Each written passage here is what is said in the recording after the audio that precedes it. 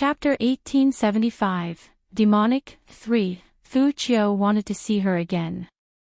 All of these years, that was its greatest wish.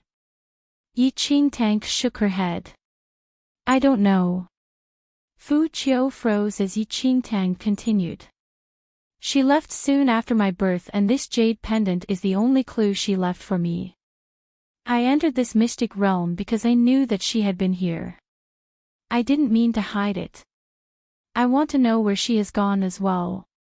In both her previous life and this one, Enchanting had not managed to see her mother.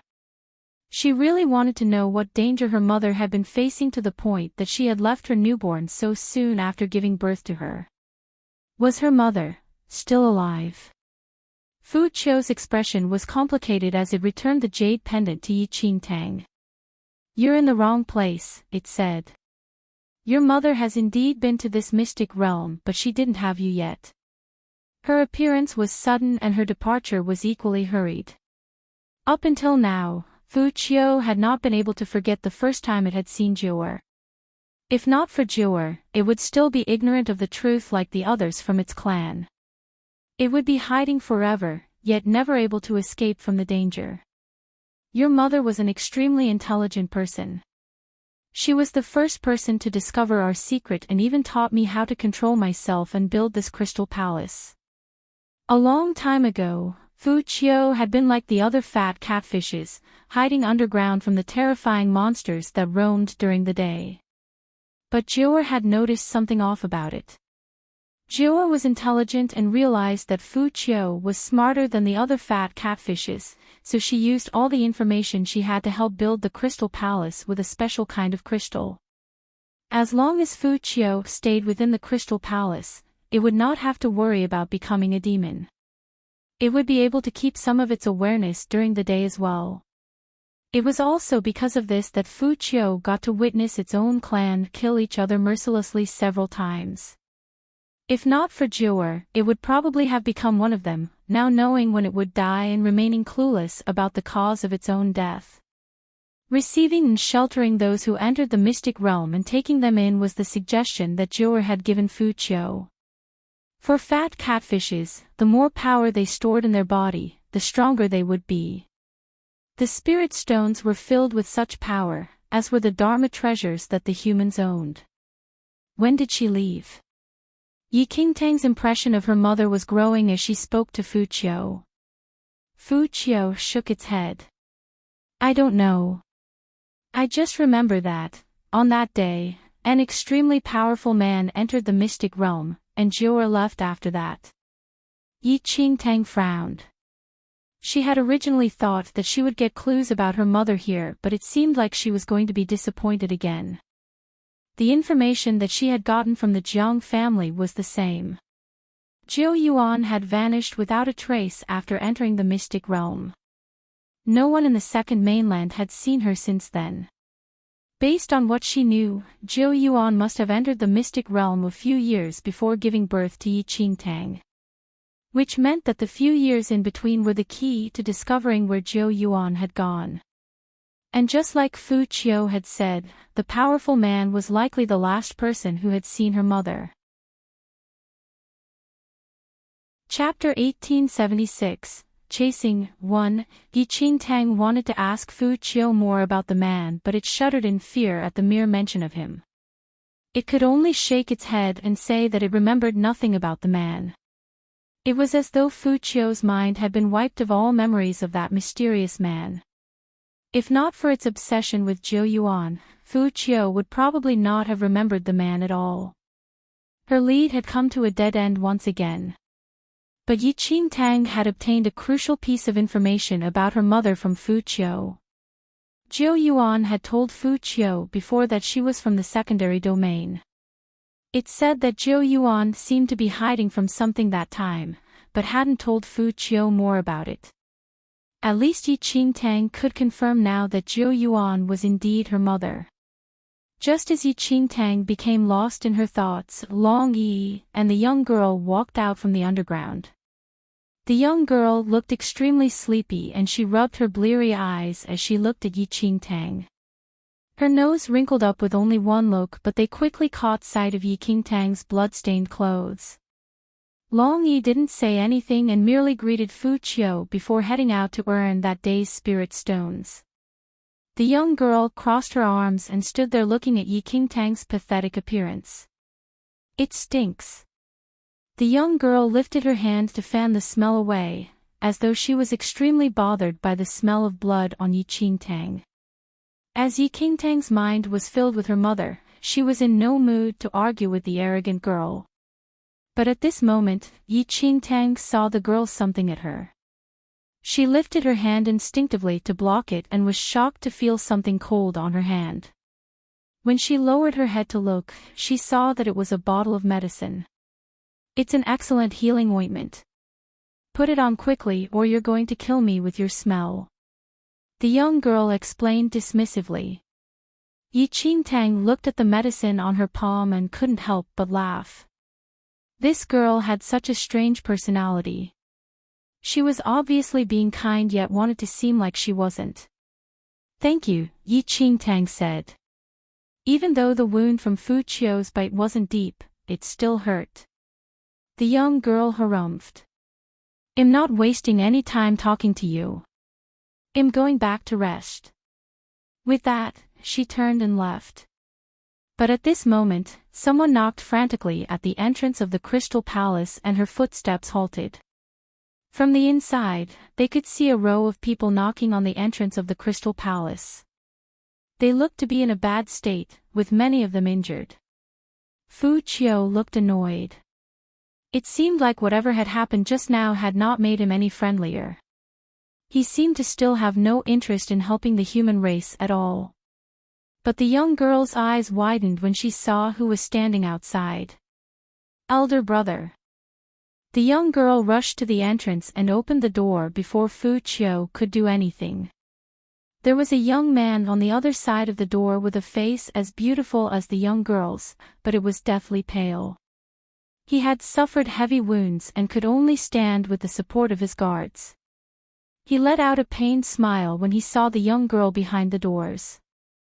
Yaoer, with that, he fainted and was caught by his guard before he collapsed. Chapter 1877, Chasing, 2. This was the first time she had seen fear in the young girl's face. She let the guards bring her brother into the Crystal Palace quickly, with Fu Qiu's expression looking extremely ugly. But the bodyguards seemed aware of the rules of the Crystal Palace. Even with their heavy injuries, he had already prepared enough spirit stones beforehand, which he put into Fu Qiu's hands. Satisfied with the amount, Fu Qiu remained silent. The bodyguards brought the unconscious man to one side as the young girl knelt down beside him with a face full of worry. "What happened? How did my brother get this injured?" the young girl said fearfully. The bodyguard began to explain everything. From the side, Yi Qingtang listened in as well. It turned out that this young girl had entered this mystic realm with Long Yi and her brother. The way they had entered the mystic realm was different from Yi Qingtang and the rest, who had entered via the entrance of the Immortal Footsteps mystic realm. They had used a special method to force another entrance into the mystic realm and broken into it. It was because of this that Long Yi and her had been separated from her brother when they entered the mystic realm. The young girl had managed to find the Crystal Palace with the help of Long Yi, but her brother had not been as lucky. Not only had he lost his way, but he also seemed to have met his enemies as well. Completely unprepared, they had suffered great losses. How did they know that we had entered the mystic realm? Who was the one who leaked the information? The young girl's expression turned dark after she had heard everything. Only a few people from their clan knew that they were entering the mystic realm to look for Aunt Jo, so how did their enemies find out about it? I'm not sure, but they were already in the mystic realm when young master found them. Young master said that they must have followed us and entered the mystic realm when we did, the bodyguard said with an awkward expression. The young girl's hands balled into fists. That damn 10,000 Poison Valley. I won't rest until they die if anything happens to my brother. Enchanting froze when she heard those words being mentioned. The 10,000 Poison Valley was an influential faction in the second domain, and the person who led it was known as the Poison Emperor.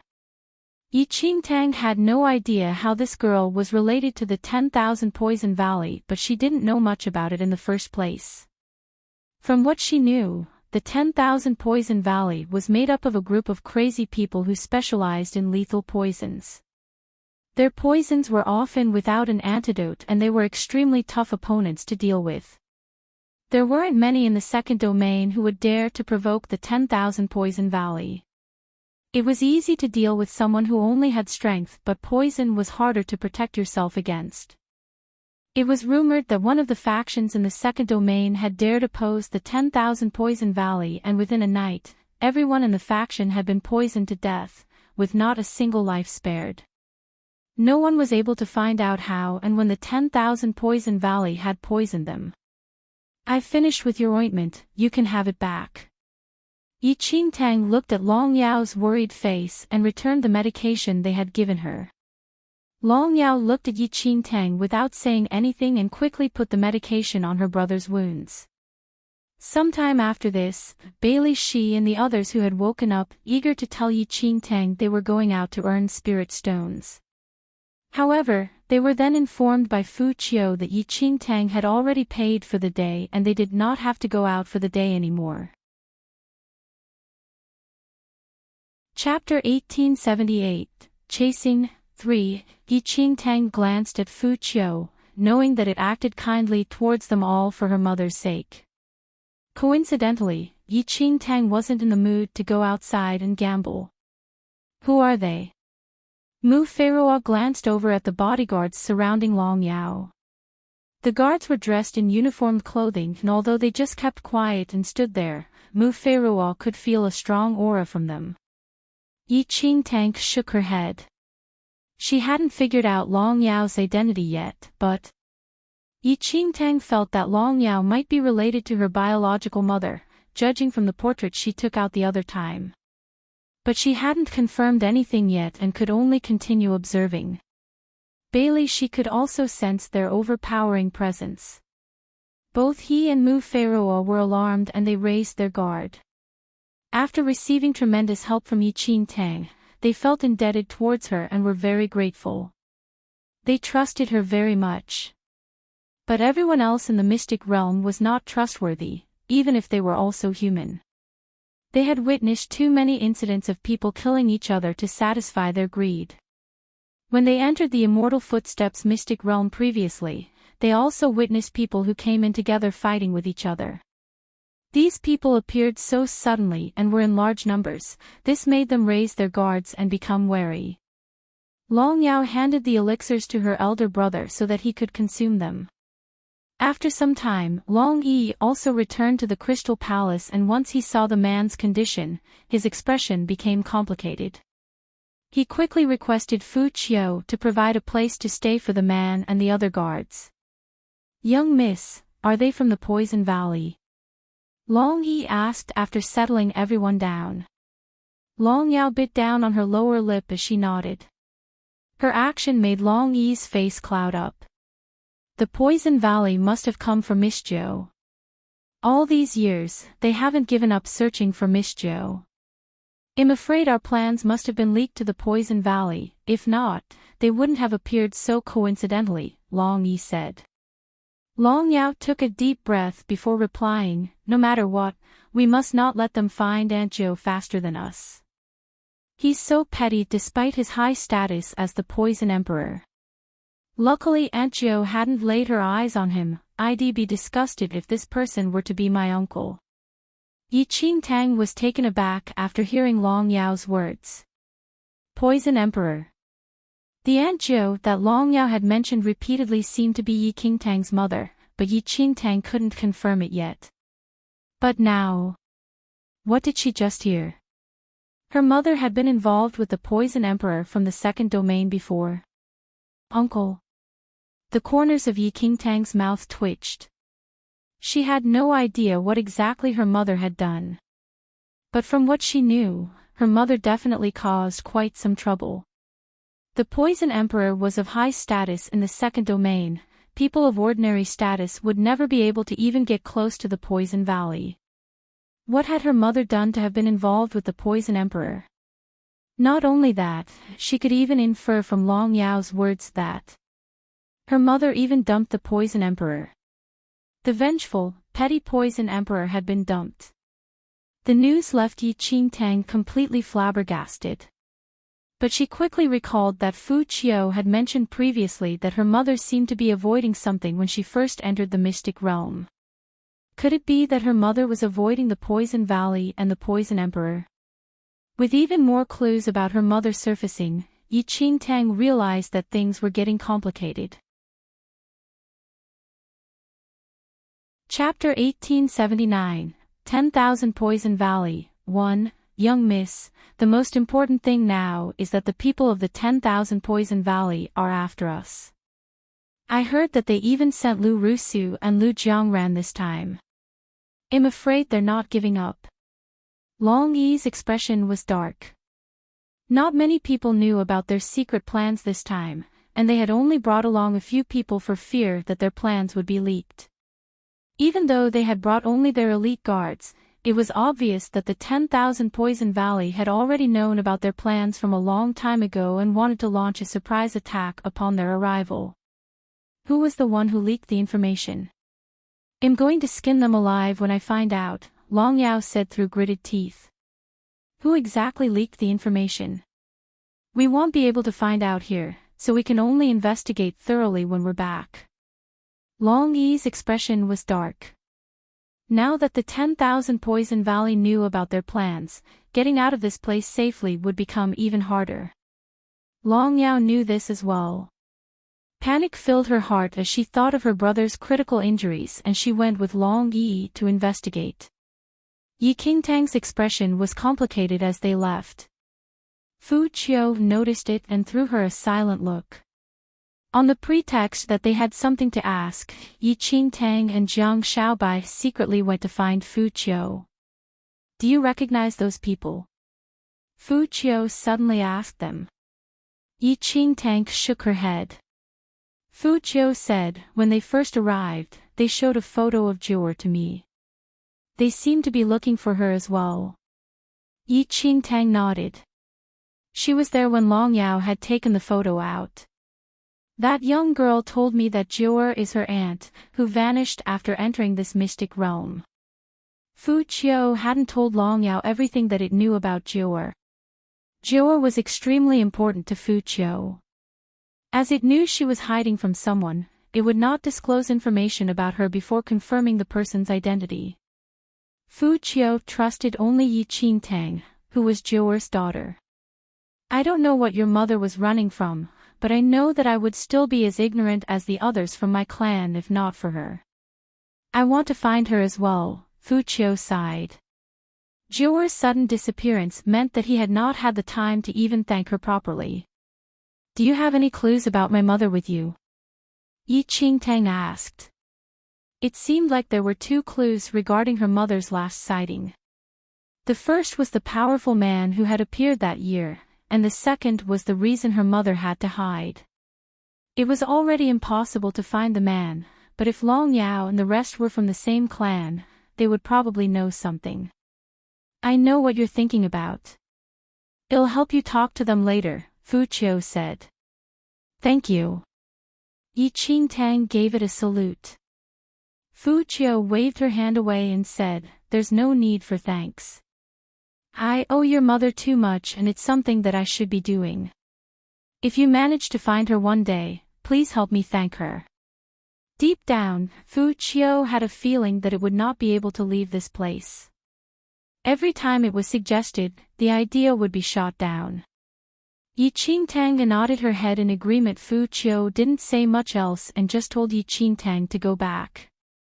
It told her that their stay would be free from now on, so they didn't need to give it any more spirit stones.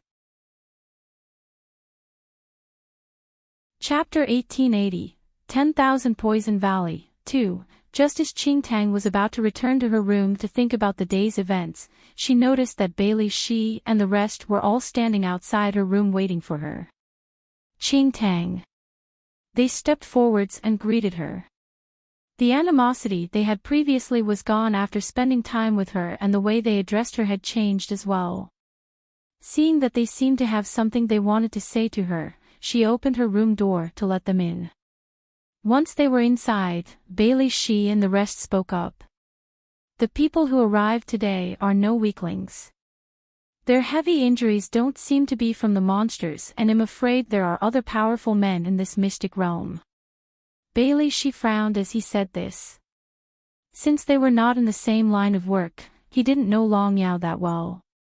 But Bailey, she and Mu Feiruo could tell that the black-clad men with Long Yi were all powerful. They could only imagine how strong their opponent had been that they had suffered such heavy injuries. We've already been in this mystic realm for a few days. Shouldn't we find the exit as soon as possible and get out of here? Mu Feiruo said. They had been faced with so many grave dangers after entering the Immortal Footsteps mystic realm. Now that it had gotten to this point, they no longer had any will to look for the treasures and were content with leaving with their lives intact. There would definitely be a treasure in the mystic realm, but they had no mind to think about it in their current state. Tang naturally understood their concerns but was still fixated on the connection between Long Yao's group and her mother. But she couldn't tell this to Bailey, she and the rest. We're going to search for the exit while it's still dark. What do you think? Mu Feiruo asked. Tang nodded. Bailey, she and the rest could leave first if they found the exit, but Tang was in no hurry. They were relieved to see that Tang had not objected. Bailey, she and Mu Feiruo had both entered the Immortal Footsteps mystic realm before. While their current situation was slightly different, they still understood the rules of the Immortal Footsteps mystic realm. That night, Bailey, she and Mu Feiruo set out to find the exit. Jiang Shaobai's gaze subconsciously swept over Tang, as though he was thinking about something. But when Tang looked back at him, he merely had a cynical smile on his face. Long Yao was still beside her brother. Little miss, young Master Long Shao has sustained severe injuries. He will need time to rest and recover, said Long Yi. Long Yao's forehead was tightly furrowed. Did anyone from the 10,000 Poison Valley follow you when you ran? Long Yao asked the other guards. The guards shook their heads. The young girl's forehead remained furrowed as her eyes swept over the guards. A black mist seemed to be surrounding their wounds. The poison from the 10,000 Poison Valley, Long Yao laughed coldly. The people from the 10,000 Poison Valley are really devious. Your wounds are all infected with the poison from them. No matter where you go, they will be able to follow the black mist to find us, Long Yao said softly as she gritted her teeth. Had they been outside of this mystic realm, she wouldn't be afraid to face. But now that they were here, they were clearly outnumbered. If the people from the 10,000 Poison Valley were to follow them here, it would mean sure death. Chapter 1881, 10,000 Poison Valley, 3. Just as Long Yao was agonizing over this, the unconscious Long Shao let out a low moan. Spinning her head quickly, Long Yao turned to look at her brother. Even though he had regained consciousness, his complexion still looked terrible. Elder brother. Long Yao's face brightened as she saw her brother wake up. Yaoer, Long Shao's sharp brows and handsome face looked weak from his deathly pale complexion. Elder brother, you're finally awake. You've scared me to death. It took Long Shao great effort to open his mouth, but his half-open eyes were still bright.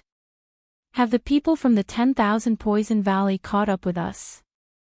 Long Shao asked. Long Yao shook her head. Just as she was about to tell him about the black mist, he smiled slightly and said, "What you want to say is, not yet, right?"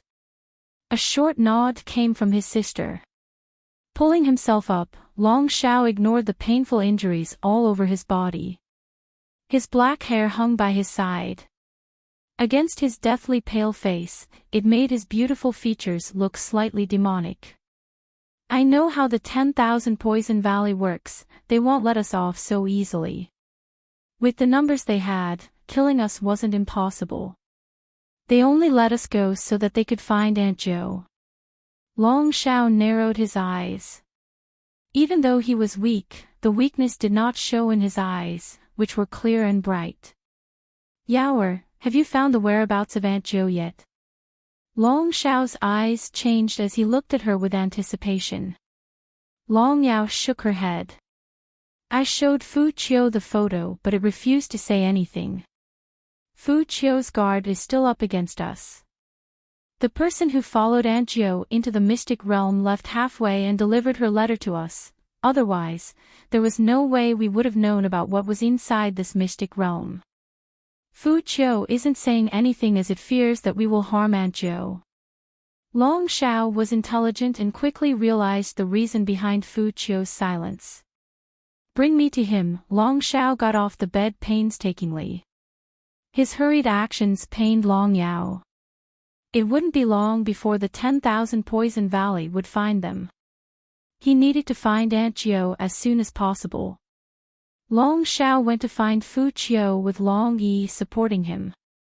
Fu Qiu's heart was a little moved when it saw Long Shao and the rest, but its expression remained unchanged. Long Shao didn't beat about the bush. He took a beautifully intricate box out of his space ring and opened it in front of Fu Qiu. Inside the box was a breathtaking jade pendant.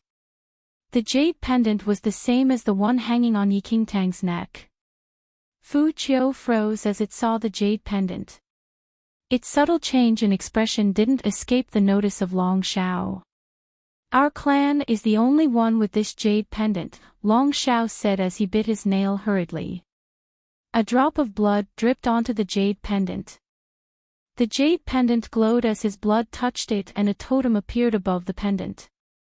Aunt Jo entered this mystic realm many years ago with the pendant around her neck. I know you want to protect Aunt Jo, and am grateful for that. She's extremely important to us, and we've been looking for her all these years. We want to find and protect her too. Long Shao knew Fu Qiu's concerns and wasn't in a hurry to let it speak. He wanted to allay its suspicions first.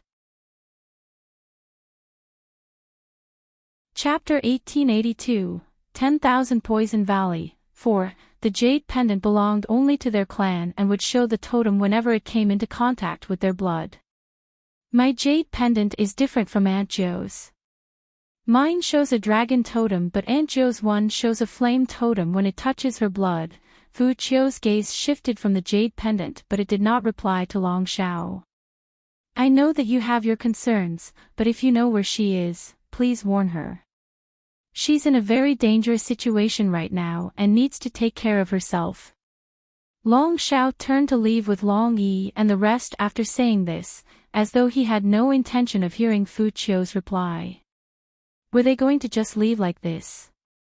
Long Yao felt a little apprehensive about leaving and murmured, "Elder brother, we're leaving now."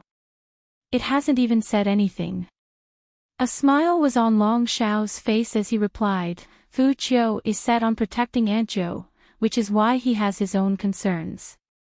If Aunt Jo is still here, Fu Qiu will definitely confirm what we said with her, and once she finds out that we are here, she will naturally seek us out. Long Yao seemed to only understand part of this, but did not say anything else. Meanwhile, Fu Qiu's expression shifted when it saw Long Shao and the others leave. After making sure that they had left, Fu Qiu walked straight to Yi Qingtang's room and told her all about the jade pendant Long Shao had shown it. Yi Qingtang was surprised after hearing Fu Qiu's words. She had never noticed what happened to the pendant whenever it touched blood before. Wanting to try it out, Yi Qingtang took her jade pendant out, bit the tip of her finger, and let her blood drip on it. As the fresh blood dripped onto the jade pendant, it lit up and a flame totem appeared on it. Yi Qingtang froze as she saw it. It looked so familiar. Fu Qiu, you said that man had a dragon totem? Yi Qingtang asked. Fu Qiu nodded. He was afraid that Enchanting would not know what it looked like and had drawn a picture for her. When she saw the image of the dragon totem, Enchanting's expression changed. Looking at the dragon totem and the flame totem reminded her of an influential clan in the second domain. The Dragon Emperor clan, Enchanting mumbled to herself. The Dragon Emperor clan was influential in the second domain. Enchanting had only heard of its name before but had never thought that her mother was related to the Dragon Emperor clan. Was her mother someone from that clan? If it were to be true, it was a shocking revelation. No wonder Long Yao had talked about the 10,000 Poison Valley so casually. As someone from the Dragon Emperor clan, of course, she wasn't scared of the 10,000 Poison Valley. Enchanting had no idea about the totem that appeared on the pendant while Long Xiao had known about it. He had even known about the totem that appeared on Enchanting's pendant. If everything was as she was thinking, her mother was likely someone from the Dragon Emperor clan. But with such power, what was it that made her mother need to escape the second domain? Enchanting's head was filled with confusion. Long Xiao and the rest were probably the only ones who could explain this. That little rascal is related to you. Little White Tiger was shocked.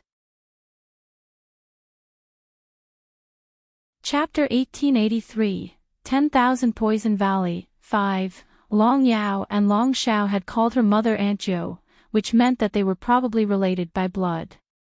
But Enchanting was in no hurry to reveal herself to Long Yao and the rest.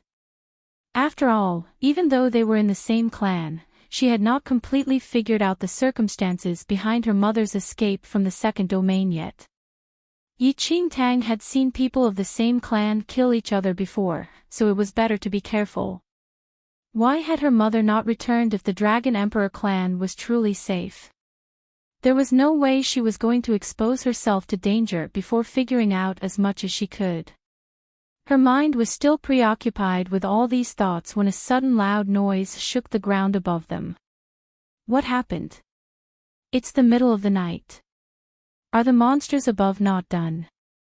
Little White Tiger was a little surprised. Enchanting looked at Fu Qiu, who looked confused as well. It walked up the Crystal Palace with Enchanting and a white tiger following behind it. There was a group of threatening men standing outside the Crystal Palace, smashing at the entrance repeatedly. A man and a woman led the crowd. The woman was tall and slender, her long dress outlining her figure slightly. But her face was so cold no one would even dare approach her. Jiangran, you're sure that Long Xiao and the rest are here? The woman spoke slowly as she lifted her chin to look at the 15-year-old boy standing beside her. The young man was as pale as white jade and was very good-looking. He had a pair of shapely eyes which made him look as though he was constantly smiling, making people want to get close to him. In response, he lifted his hands, showing a palm-sized poisonous spider on top. He looked at the reaction of the spider and nodded. Senior sister, Long Xiao, and the rest have our poison on them. There's no way my spider would be mistaken about their whereabouts. They must be inside the Crystal Palace, and have probably been hiding here for a day or two as my spider can feel that the black mist inside is thick. Humph. The woman scoffed coldly as she narrowed her eyes and stared at the entrance of the Crystal Palace with her arms crossed. Since we're already here, I want you to blast this Crystal Palace open. Let's see how long they think they can hide for.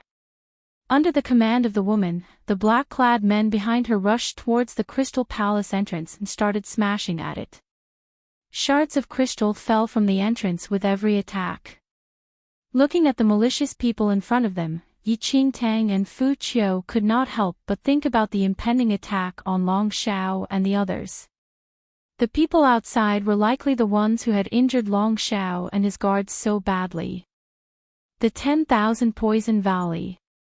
As the commotion outside grew louder and louder, Bailey Shi and the others who had been sleeping in their rooms all walked out to take a look. They froze when they saw the people outside smashing at the Crystal Palace. Long Yao and Long Shao walked over and their faces were dark when they saw the people from the 10,000 Poison Valley outside. They sure were fast, Long Shao said with narrowed eyes. His gaze fell on the poisonous spider on the young man's palms. Lu Jiangran, you're not bad after all. Long Shao had estimated that the 10,000 Poison Valley would need a few days before finding them and had not expected them to be here so fast. Elder brother, we have to fight with all our might. Long Yao seethed with anger. It was these people who had injured her brother. We can't. Long Shao only shook his head. Chapter 1884, A Lunatic's Plan. 1. Most of them had sustained serious injuries. If Lu Jiangran was to continue fighting them, they would lose without a doubt. Revenge was a certainty, however, they mustn't act rashly. Even if we don't go out, the Crystal Palace wouldn't be able to sustain us for much longer. They won't let us go that easily, Long Yao said. Let me think. Long Shao's brows furrowed. Long Shao had a plan in mind, but it wasn't easy to carry out at that moment. Sister Qing, I'm sleepy. Let's go back downstairs. Amid the chaotic scene in front of them, Jiang Xiaobai tugged on Yi Qingtang's sleeve while looking at them. Jiang Xiaobai had just awoken and Yi Qingtang looked at him speechlessly. Couldn't he find a better excuse? If this were to happen earlier, Yi Qingtang probably wouldn't bother with Long Shao and the others. However, now that she had learned that they were from the same clan as her mother, they had sustained heavy injuries and if they were to continue fighting, they would most likely die. Long Shao heard Jiang Xiaobai's voice, lifting his head to look over. It was only then that he realized there were other people in the Crystal Palace. They should be from the first domain, Long Yao surmised. Long Shao scanned their faces with an inconspicuous gaze. When his eyes landed on Yi Qingtang, he had a visible reaction when he saw her disguised appearance. How could a young lady with such a great figure have such an ugly face? Please hold on. Long Shao didn't care too much about Yi Qingtang's face. He took a step forward, calling them as they prepared to leave. Apologies, we don't intend to interfere in your matters. Also, you're from the second domain, right? We're from the first domain. You're already formidable and yet you can't handle the people outside, so we definitely can't do anything for you. If you want us to help, I can only say sorry. Jiang Xiaobai said all of that without waiting for Yi Qingtang to say anything. Yi Qingtang, Sister Qing, let's go back now. Jiang Xiaobai wanted to drag Yi Qingtang away. Long Shao hadn't anticipated Jiang Xiaobai to have such a sharp tongue despite his appearance. He was stunned and instantly replied, "Little brother, you must have misunderstood me. We're not that close. It's our first time meeting each other, why are you calling me little brother?" Jiang Xiaobai wasn't reserved at all. How much poison did this fellow take to be this mean? The blunt response made Long Shao feel incredibly awkward. But with their current situation, Long Shao could only put it aside and said, Long Shao. I know that this is sudden, but we're facing a crisis now and I would like this lady to pass off as my aunt to tide us over. Once Long Shao said that, not only was Yi Qingtang stunned, even Long Yao's eyes widened in shock. What was going on? Was her brother crazy? Long Yao scanned Yi Qingtang from head to toe with widened eyes. Though she had a great figure, her face. Which part of it even resembled her beautiful aunt? Brother. Are you crazy? As for Yi Qingtang, she also felt that Long Shao had probably hurt his head during the battle. What kind of ludicrous plan was going through his mind? Chapter 1885, A Lunatic's Plan. 2. Stop joking around. Those people outside are here for you, and we don't want any part of it. If you want someone to impersonate your aunt, use her. She's one of you anyway. Jiang Shaobai's face darkened at Long Xiao's plan and he raised his hand to point at Long Yao. Yao won't do. Not only is her figure different from my aunt, but the people from the 10,000 Poison Valley have also seen her before and know what her aura feels like. They have never seen this young lady before, and her figure looks a lot like my aunt's. If you are willing to help, Long Yao said. She's not. Don't even think about it. Jiang Shaobai refused to listen to Long Xiao's plan at all and dragged Yi Qingtang away. But Long Xiao continued, the people outside may be here for me, but you really don't understand them. Even though you're not part of this, they will never let you go now that you've seen them chasing after us. What? On the side, Mu Firuo's face was filled with shock. The 10,000 Poison Valley have been at odds with my family clan for a long time, even if they've never shown it. If they manage to assassinate us today and the news of this gets out, our family clan will declare a battle to the death with them, which is why they will never let this information leak. Long Xiao sighed. It was then that Yi Qingtang finally understood. From the moment Long Xiao had stepped into the Crystal Palace, they had already been drawn into this matter. They could either pray that the 10,000 Poison Valley wasn't going to make it into the Crystal Palace, or pray that their supreme god wouldn't kill them off. Whatever happened to Long Xiao's group would also affect them.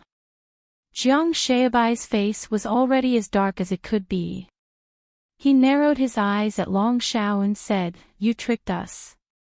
Long Yi smiled wryly and shook his head. "How could we have done that? We had no idea that there would be other people in the Crystal Palace. But at this point, there is nothing we can do about the situation, so would you please lend us your strength, for now, to get through this? You would have my eternal gratitude. You make it sound so easy, but elder sister Qing has never even seen your aunt. How is she going to impersonate her? Furthermore, the people outside aren't stupid. Would they really retreat just because of your aunt?" Jiang Shaobai asked coldly. Long Xiao replied, "It's fine if she doesn't know what to do. I will instruct her. And I don't expect them to retreat, I just want to buy some time. Come morning, something will be there to deal with the 10,000 Poison Valley." In fact, Long Xiao already had a plan in mind, just no one who could play the part. The people he had brought with him were all poisoned and the 10,000 Poison Valley were very familiar with Long Yi and Long Yao, so none of them could impersonate their aunt. Furthermore, the 10,000 Poison Valley was already aware of their numbers and the missing person playing their aunt would reveal their plan. Yi Qingtang was slightly surprised after hearing Long Xiao's plan. She knew more or less what Long Xiao was thinking. Once morning fell, the fat catfishes in the gambling town would all become demonized. The tens of thousands of fat catfishes in their bestial states would definitely be too much for the 10,000 Poison Valley to handle. Yi Qingtang's gaze swept over Long Xiao. The fact that he was able to use the mystic realm against his enemies showed how intelligent he truly was. Chapter 1886, A Lunatic's Plan, 3. To cause a delay, we just need to remain in this Crystal Palace, Mu Feiruo suggested. To be honest, he didn't want Yi Qingtang to take such a huge risk. They were already being burdened by Long Xiao and the rest. There was no need for Yi Qingtang to be a scapegoat. Long Xiao didn't speak but just looked toward Fu Qiu. Fu Qiu was looking somewhat grim. The biggest benefit to Fu Qiu's Crystal Palace was its ability to negate the effect daylight had on it. Besides, it also prevented other fat catfish from noticing and attacking it. Although it did have its uses, this type of special crystal did not offer complete defense against all types of invaders. There had been countless attempts by people out in the 10,000 Poison Valley to destroy this Crystal Palace. A large portion of the palace had already been damaged. It would not be long before this Crystal Palace would be utterly destroyed. Likewise, Mu Feroa and the others did not wish to get mixed up in this matter. They were already at a disadvantage in terms of numbers and strength. Even if we agreed to work with you, you are unable to guarantee elder sister Qing's safety. Jiang Xiaobai narrowed his eyes. It was clear that Yi Qingtang's safety was of utmost importance to him. Yes, it's true that I can't guarantee that. Long Xiao gave a bitter smile. If given a choice, he wouldn't want to implicate innocent parties into this matter either. But he had no other option. Yi Qingtang looked at the crowd standing before her. If her mother was truly one of the Dragon Emperor clan, she was naturally happy to help Long Xiao and the rest. Also, she might be able to glean more details about her mother from Long Xiao.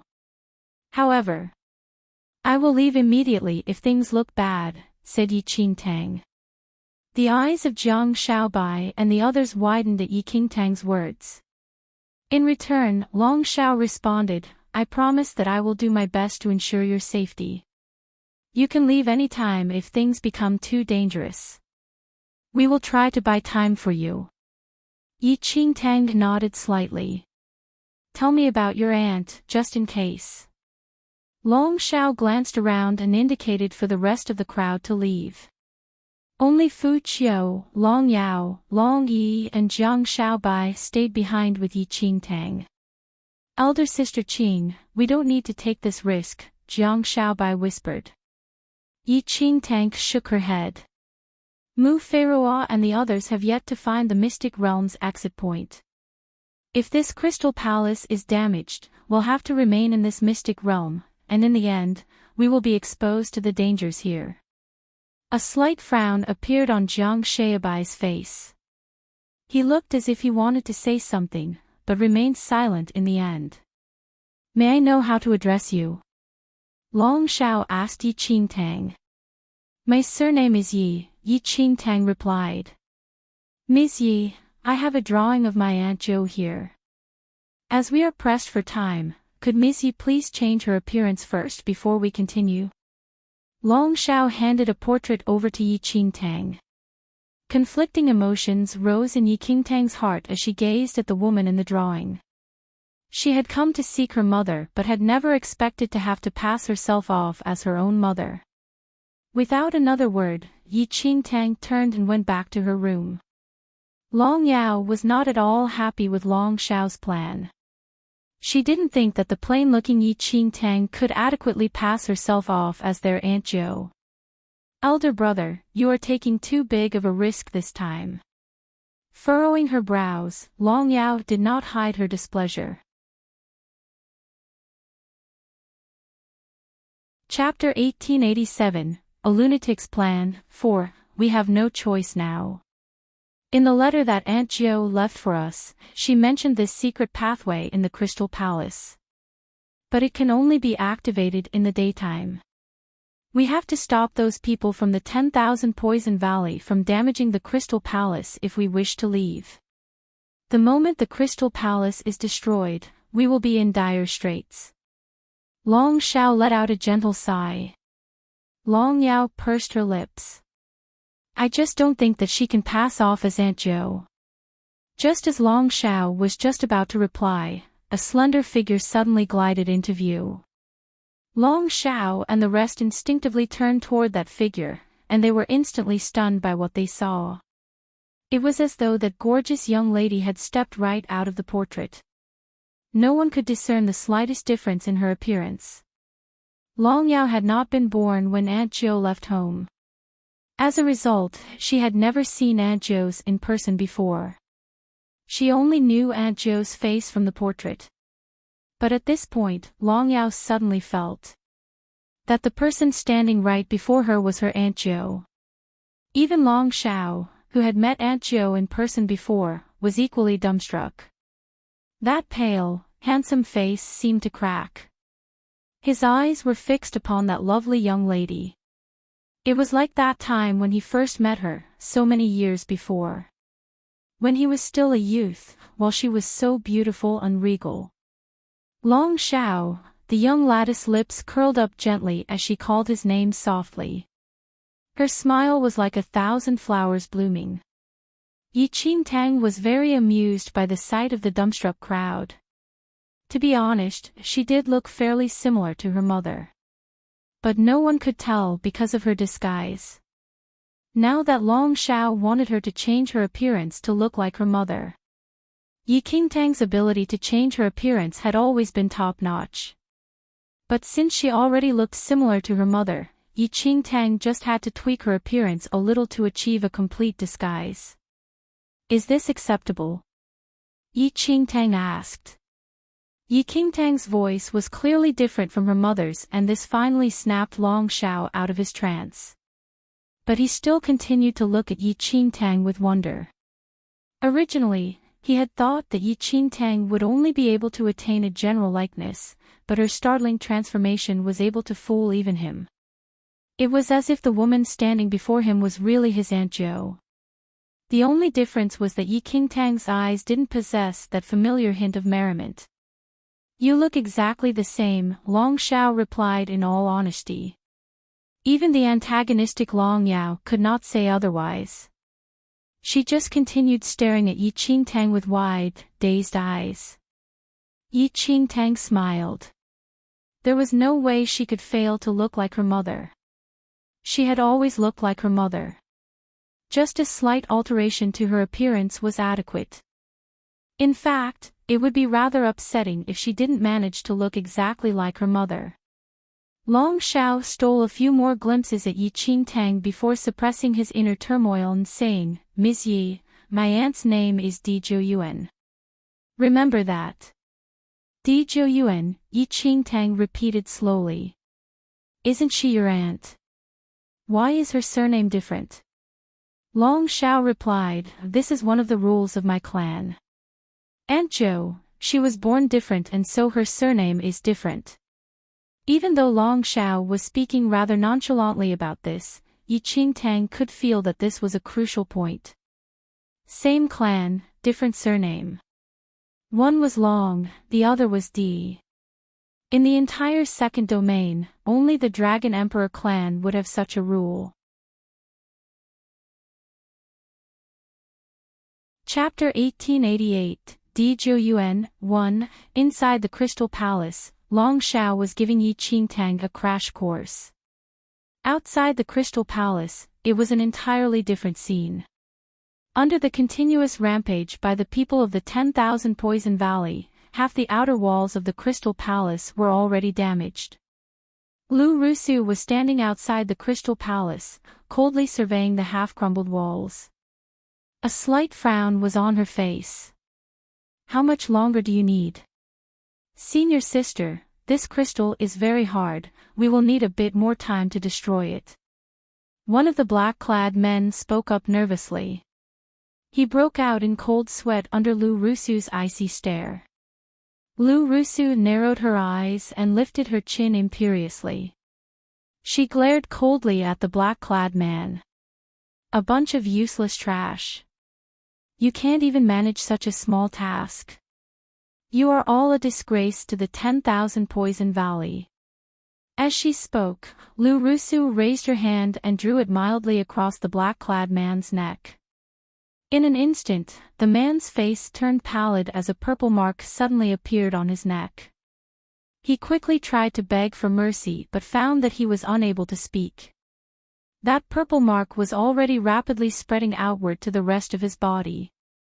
Before he could even try to utter a cry of despair, the man collapsed stiffly on the ground. His skin had turned a mottled purple, before turning black. His bruised flesh then started to rot.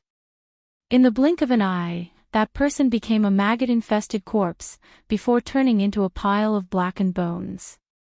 The strong smell of rot permeated the air. A chill ran down the spines of the other 10,000 Poison Valley men as they witnessed the sight. All the while, Lu Rusu's face remained impassive. She behaved as if she had just squashed an ant, and not one of her own men. "I will give you another half an hour. You will all end up like him if the Crystal Palace is not destroyed by then," Lu Rusu stated coldly. The other black-clad men broke out in cold sweat as their hearts leaped to their throats. They knew very well that Lu Rusu meant what she said. As Lu Jiangran observed the malevolent-looking Lu Rusu, he chuckled and shook his head lightly. Don't be angry, senior sister. Our men already have the Crystal Palace surrounded. It is just a matter of time before we capture Long Shao and the rest. People who are useless to me don't deserve to continue living. Junior brother, you have been in the 10,000 Poison Valley for so long, don't tell me you don't understand this simple concept. Lu Jiangran remained nonchalant in the face of Lu Rusu's malevolence. He merely glanced at the crumbling Crystal Palace. Our main goal is to find Di Zhouyuan. Long Shao and the rest are just a means to our end. But Di Zhouyuan has been missing for so many years. Although we know she was last seen entering the mystic realm, no one can be sure if she is still inside, right? Lu Rusu smirked. If she is, we will definitely be able to find her. Lu Jiangran replied, of course. I have never met Di Zhouyuan, but I've heard that she is very formidable. Many years ago, she already possessed extraordinary talent despite her young age. Most of the elders of the Dragon Emperor clan were not even her match. Now that she has remained in the mystic realm for so many years, her powers must have grown exponentially.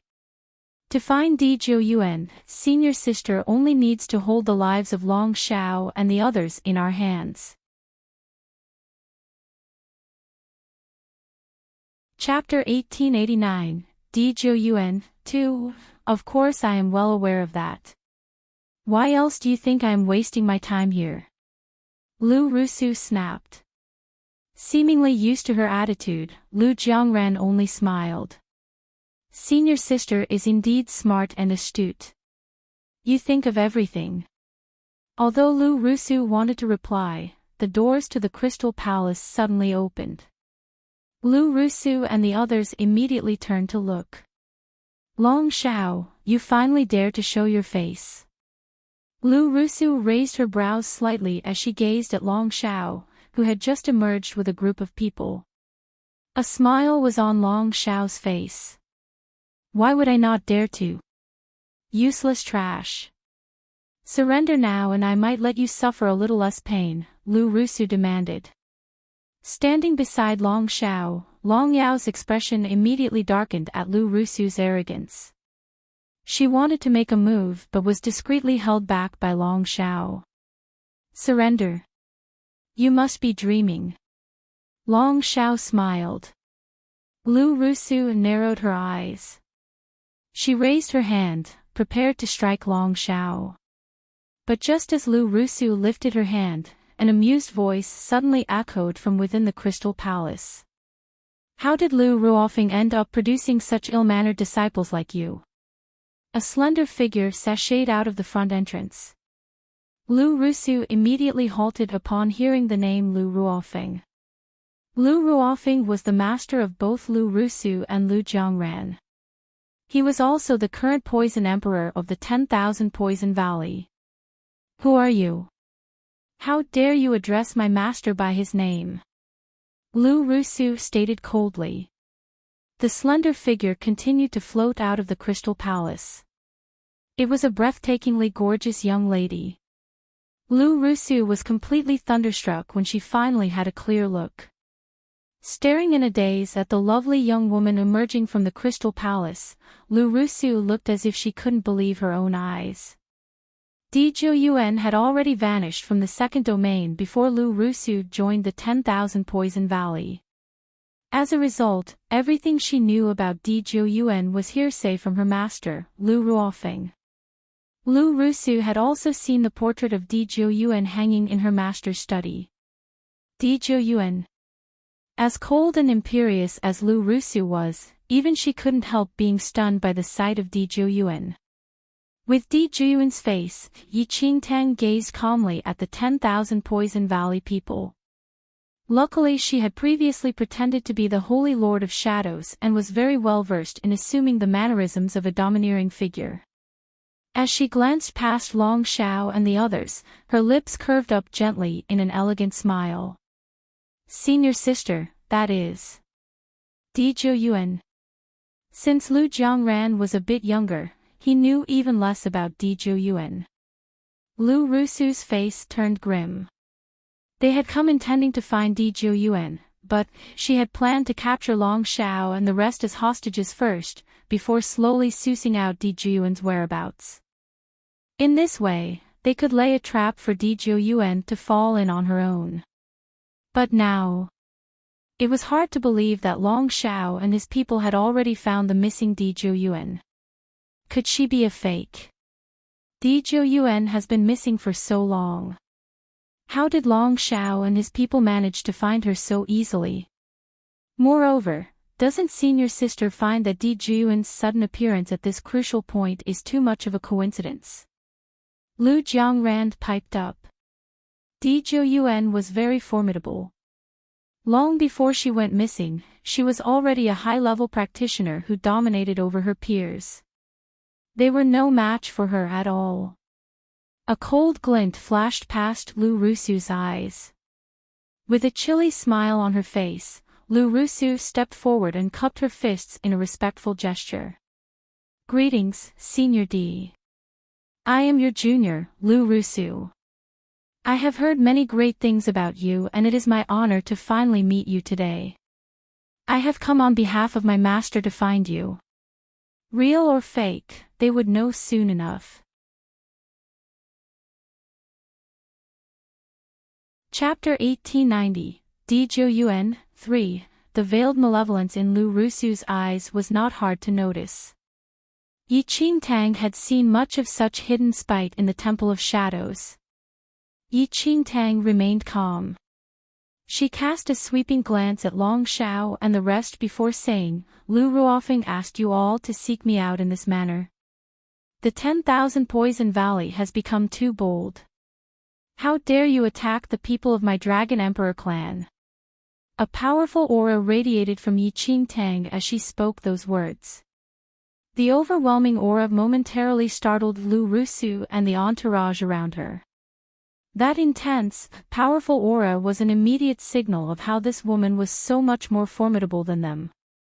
A drop of cold sweat dripped down Lu Rusu's forehead. Enchanting heaved a secret sigh of relief on seeing Lu Rusu and her men's reactions. Before coming out, Long Xiao had specially given her a special elixir cultivated by the Dragon Emperor clan. This elixir could imitate the aura of a powerful practitioner. While it could be used for intimidation purposes, her ruse would be exposed if they were to really engage in a fight. Long Xiao also heaved a secret sigh of relief on seeing how well Enchanting was acting. This young lady from the first domain was more steady than he had expected. Lu Rusu and her men had initially suspected Enchanting's identity. But after experiencing her powerful aura, they were all feeling very fretful. It must be said that no one in Long Xiao's gang could exude such a powerful aura. Senior, please don't be angry. We were following orders and had no choice. Master has been single-mindedly trying to find you for so many years. Every action we committed was only because we cared. Lu Jiangran braced himself against the powerful aura as he spoke up.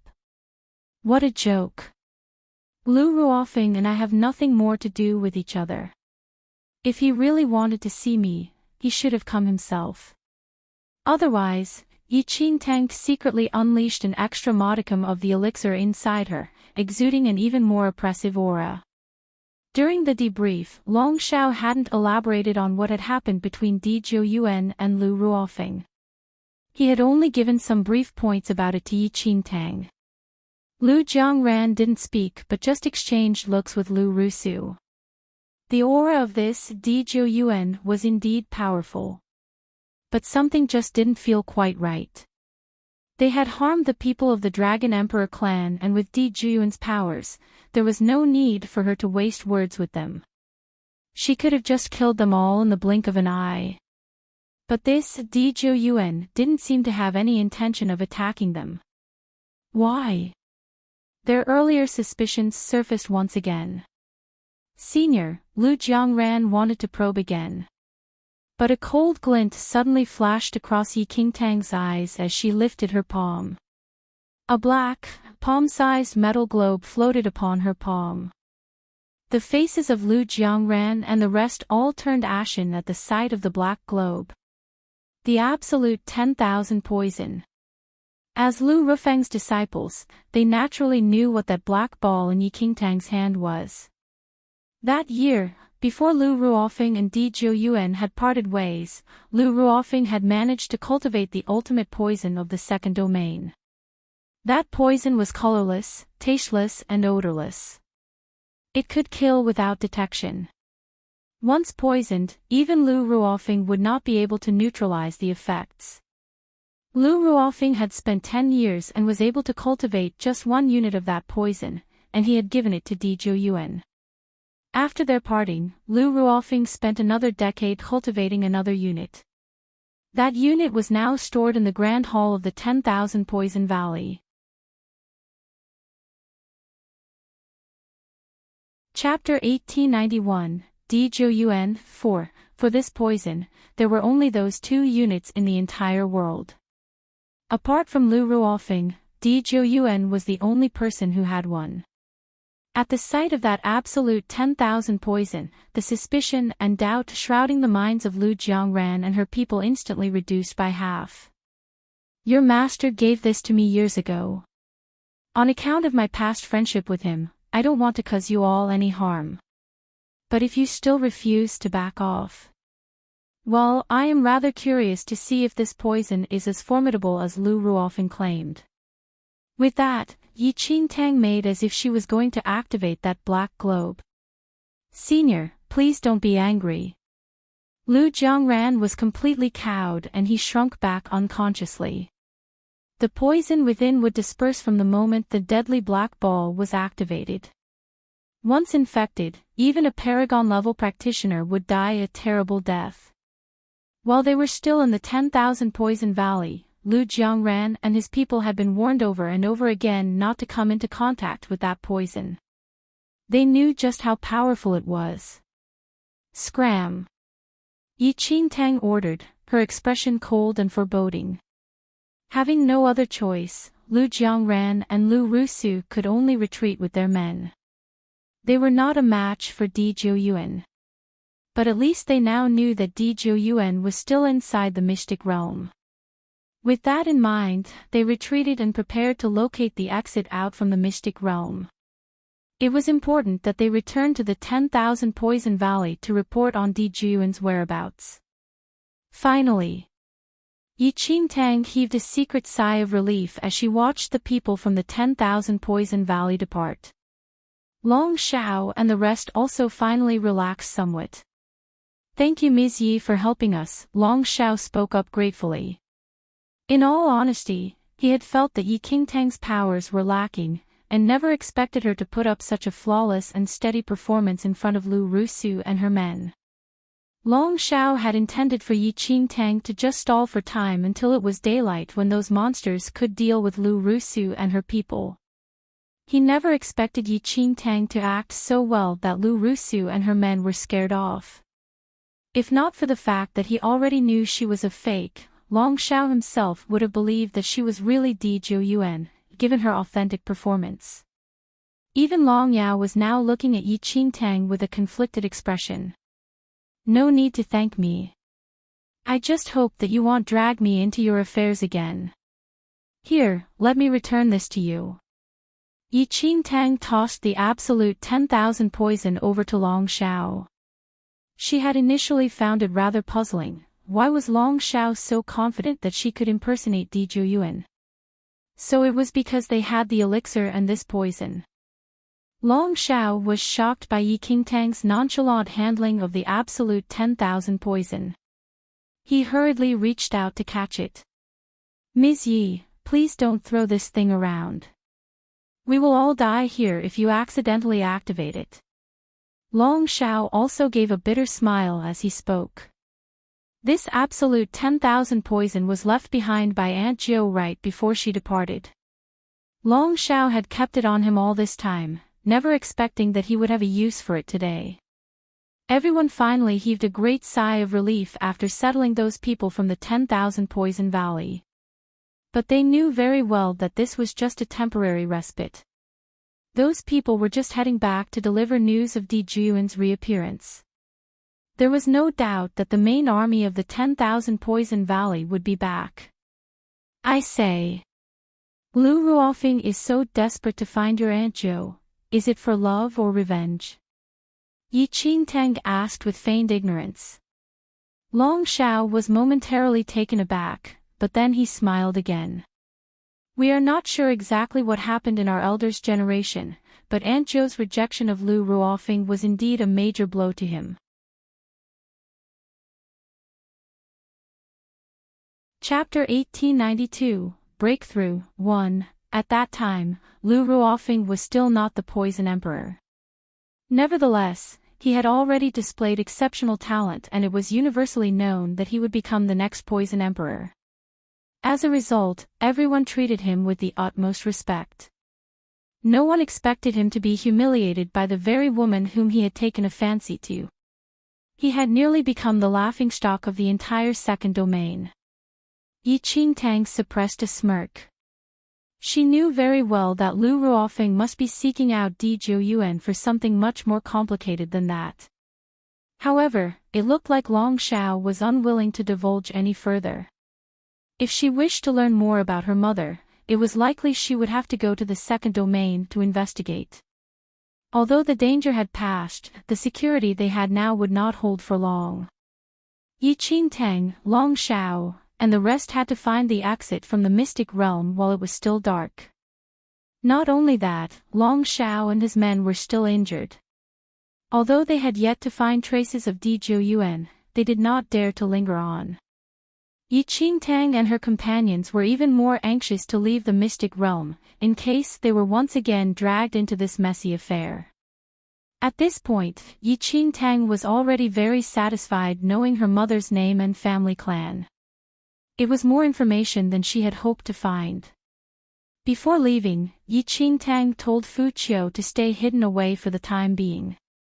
This was in case the 10,000 Poison Valley folks came back and failed to find them, Fu Qiu would be unwittingly implicated. Fu Qiu understood. It handed over a silk box to Yi Qingtang, explaining that this was something her mother had previously left in its care. It asked Yi Qingtang to open it only after leaving the mystic realm. Before this, Bailey Shi and the rest had already been seeking out the exit and found some clues. As a result, they managed to locate the exit rather easily before daylight. Yi Qingtang heaved a sigh of relief upon seeing the exit from the mystic realm. She was truly exhausted after this long tribulation. Giving the mystic realm one last glance, Yi Qingtang and the others finally fled from the place. The world spun around them before Yi Qingtang and her group returned once again to the island. Looking at everyone's wretched states, they didn't know whether to laugh or cry. Just as Yi Qingtang was about to stretch out, an intense power suddenly surged within her. What's wrong? Jiang Xiaobai was startled by the sight of the intensifying light emanating from Yi Qingtang's body. Bailey Shi and Mu Feiruo were likewise astounded. Ms. Yi, it looks like you are going to have a breakthrough. Bailey Shi gave a slight frown. The previous time when they entered the Immortal Footsteps mystic realm, they hadn't felt anything much while they were inside. But one of their companions had gained a fortuitous experience. That person didn't have any reaction at the beginning, but her powers suddenly surged after leaving the mystic realm. The powers of the Immortal Footsteps mystic realm would not be revealed while we are inside. Perhaps Ms. Yi had a lucky encounter but didn't notice it at that time. Brother Jiang, quickly take her back to rest. She looks like she is going to have a breakthrough any time now, Mu Feiruo hurriedly advised. Jiang Xiaobai didn't dare to hesitate. He immediately lifted the dazed Yi Qingtang into his arms and carried both her and Little White Tiger back to their accommodations on the island. What was going? Yi Qingtang could only feel a burning intensity inside her body, which was now radiating waves of orange light. Her temperature was also rising steadily. Despite the barrier of their clothing, Jiang Xiaobai was already flushed from the heat exuded by Yi Qingtang's high temperature. Yi Qingtang's state of mind was becoming increasingly hazy. She felt like she was submerged in a sea of darkness with orange dots of light continuously flashing at her from all angles. The glowing lights looked like those spirit stones inside the Immortal Footsteps mystic realm. Chapter 1893, Breakthrough 2. Those tiny dots of light increased exponentially until it looked like a star-strewn night sky. Yi Qingtang stood in the center, wanting to move but found herself unable to. All she could do was to stare on dumbly as those dots of light shot toward her. In the blink of an eye, those lights surged into her body, until she felt like she was about to burst open. Beads of cold sweat broke out all over her, as well as a bone-crushing pain. The pain was excruciating, as if she was torn apart, then smashed into pieces at the same time. Was she going to die like this? But just as she was enduring the torment, a faint blue light suddenly appeared in the darkness. That blue light was like a stream of pure spring water. It enveloped Yi Qingtang and controlled her absorption of those orange lights so that it was more bearable. How could this be? Yi Qingtang was very confused. She could vaguely feel that those orange lights were similar to the power of those spirit stones she had previously absorbed. But during that time in the mystic realm, she had only felt her strength increase. There were no other effects. How did this power, which originated from those fat catfish, suddenly become so intense once she left the mystic realm? Mu Feiruo and the rest didn't know that the power held by those spirit stones could be used for cultivation. As a result, they didn't forewarn Yi Qingtang that powers gleaned from the Immortal Footsteps mystic realm were in a suppressed form. The true magnitude of the powers would be activated the moment one left the mystic realm. Yi Qingtang had absorbed several thousand spirit stones while in the Immortal Footsteps mystic realm. The power held by those stones was astronomical. It was not something that Yi Qingtang could completely absorb and convert. If not for the deity ocean inside Yi Qingtang, which detected the abnormal activity and was trying to help her convert the energy, Yi Qingtang's body would probably have already exploded from the tremendous force generated within her. After being demonized, the powers of the fat catfish in the Immortal Footsteps mystic realm were at least at the paragon level. And those spirit stones embodied the powers of those catfish. As Yi Qingtang had absorbed the powers of countless fat catfish, it was a wonder she didn't burst to death. Even with the deity ocean's help, Yi Qingtang still felt like dying from the burgeoning power. She felt like every single cell in her body was being torn apart and reformed over and over again. The pain completely overwhelmed her. Yi Qingtang was tormented for a long time within the darkness. Her consciousness gradually submerged itself into the deity ocean. Meanwhile on the outside, Jiang Xiaobai gazed anxiously at Yi Qingtang, who was lying in bed and glowing with an orange light. The light seemed to radiate from within Yi Qingtang. Pulsating in waves, it was like she was harboring a mini-sun inside her body. For several consecutive days, Yi Qingtang showed no signs of waking up. Instead, the orange glow seemed to grow even more intense. Bailey Shi and Mu Feiruo came to visit many times but didn't see any signs of Yi Qingtang awakening. It had been several days since they came out of the Immortal Footsteps mystic realm, and it was time for them to return to their clan. They had no choice but to bid farewell to Jiang Xiaobai and Yi Qingtang, and leave the island first. All the while, Jiang Xiaobai sat by Yi Qingtang's beside, his face pale and grim. A powerful light suddenly burst out from Yi Qingtang's body, such that Jiang Xiaobai was nearly knocked onto the ground. He felt like a huge rock was pinning him to the floor. He quickly activated his own energy to shield against that powerful light. Even then Yi Qingtang still showed no signs of awakening. But her aura suddenly increased exponentially. She had just experienced a breakthrough. Jiang Xiaobai widened his eyes. If not for the fact that he was witnessing it with his very own eyes, he would not have believed that Enchanting could have had a breakthrough while unconscious. Chapter 1894, Breakthrough 3. What surprised Jiang Xiaobai even more was the aura surrounding Enchanting hadn't dissipated even after her first breakthrough. She seemed to have another breakthrough coming. Enchanting was unconscious for quite some time, and when she finally woke up, she opened her eyes to see Little White Tiger and Jiang Xiaobai both asleep beside her. The youth's face was pale, and though he was asleep, he seemed to be troubled by something, having furrowed brows even during his rest. When Enchanting wanted to sit up, she felt as though her bones had been broken and healed.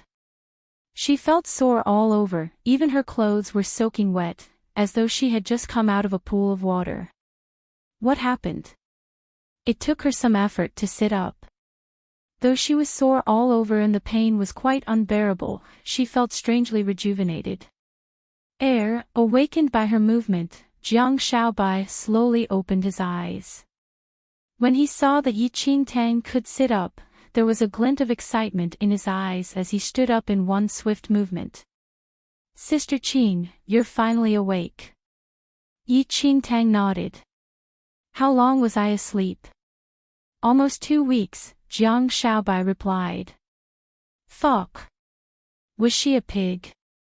Enchanting was dumbstruck. Her last memories stopped when they left the Immortal Footsteps mystic realm with Bailey Shi. She seemed to have no existing memories of anything after that. All she could remember was the gleaming spots as well as the warm blue lights that surrounded her. Sister Qing, I'll get you something to eat. When Jiang Xiaobai saw that Enchanting was finally awake, he was delighted. Without her even mentioning anything, he ran out to get some food for her. Although it had been 2 weeks, Enchanting didn't feel hungry, nor was she thirsty. It felt as though she had just taken a nap, and other than the soreness in her body, she didn't feel any abnormalities. She tried to get up from the bed, but when she pulled the blanket, she woke Little White Tiger up. Little White Tiger raised its eyes, looking at Enchanting, and the corners of its mouth twitched. What kind of expression is that? You're finally awake. I thought that you weren't going to wake up forever if you took any longer. Little White Tiger stretched its body before jumping off the bed. I have no idea why I slept for so long either. Little White Tiger was stunned. You have no idea. Enchanting nodded. Little White Tiger looked at Enchanting with a suspicious gaze. Does your body feel different? Enchanting couldn't understand why Little White Tiger asked her that. She lowered her eyes, only noticing her soaking wet clothes, and nothing else was different. She hadn't grown an extra hand. The corners of the Little White Tiger's mouth twitched again. Check your powers. Enchanting was perplexed, but she continued to check the powers within her body. She was completely astonished by the results. What the hell? What the heck happened? Seeing Enchanting's shocked expression, Little White Tiger said, You're the first in the world to increase your level by just sleeping. This is strange. I only saw you absorbing the energy from the spirit stones in the mystic realm, you did nothing else, and yet, you achieved breakthrough this quickly. Enchanting took a deep breath. Actually, those spirit stones are composed of spirit energy from the fat catfishes. Little White Tiger's eyes almost popped out hearing that. What did you just say?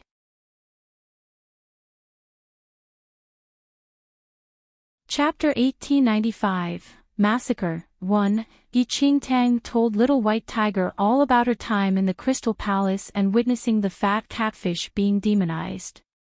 In reality, she could not be sure if it was an actual demonization. That's strange. Those spirit stones don't look like they could be produced by living bodies. Little White Tiger was puzzled. Even though it found those spirit stones and fat catfish very strange, there was no way they could resolve their doubts now since they had already left the mystic realm.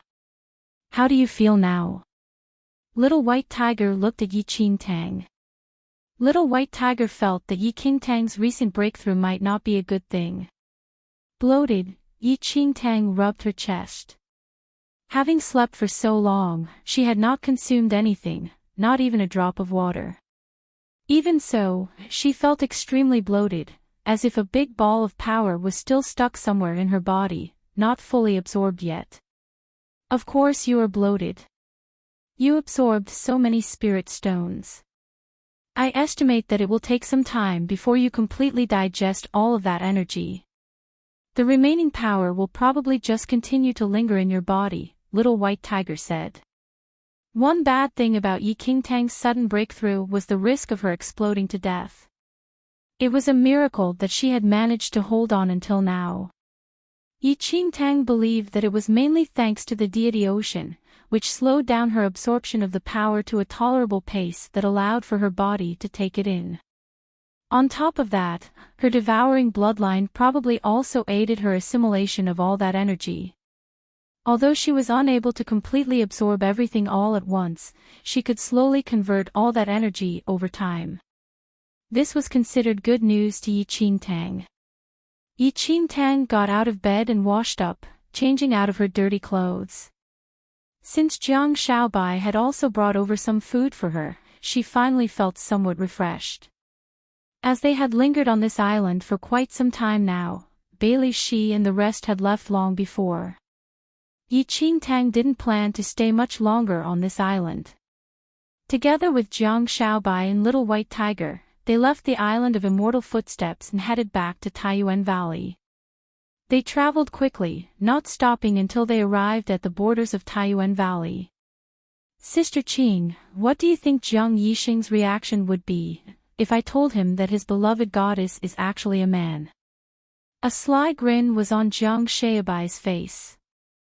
Enchanting remained silent. This young fellow had been rather quiet during the entire way home.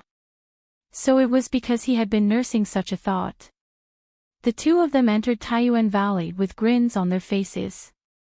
But the front square of Taiyuan Valley was completely empty. There was no one around at all. It's already late morning, why is there no one out here training? Don't tell me, the elders are in a good mood and gave everyone a day off. Jiang Xiaobai scanned the surroundings, feeling very puzzled. On a typical day, the square would be filled with large groups of youngsters training from the moment the sun rose. The elders would also make frequent appearances to make sure no one skived. But it was all empty today. It was a rare sight. Sister Qing, you must be tired. Why don't you go back to rest first? I need to report to Elder Qian about some matters. Jiang Xiaobai gave Enchanting a wave before scurrying off. Enchanting was indeed feeling rather tired and made to return to her place to rest. She would then mull over what to do next. But as she walked past the square, Enchanting felt that something just didn't feel right. It was too quiet in the entire Taiyuan Valley. Apart from the chirping of birds and scuttling of bugs across the ground, there were no other sounds at all. Enchanting walked on for quite some time but didn't encounter a single person. It was strange.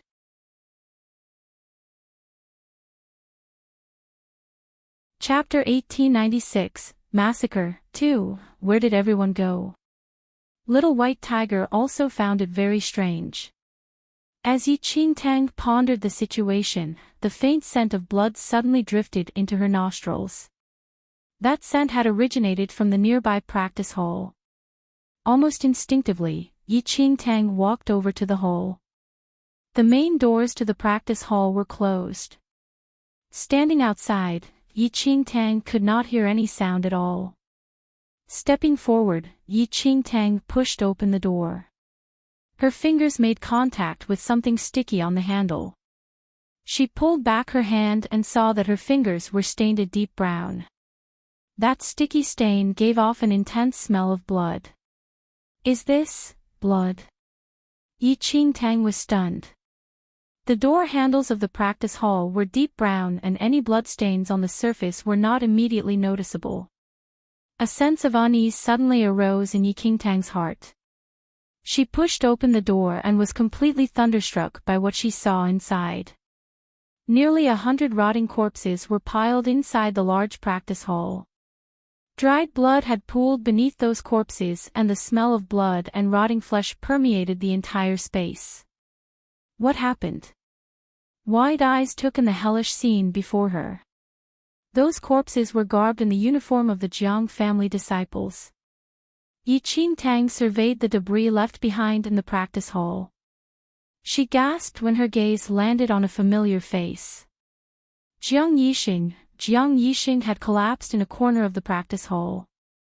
A huge splatter of blood stained the wall behind him. He laid limply against the wall, that handsome face completely drained of all color. One arm was visibly broken while white maggots feasted upon his open flesh wounds.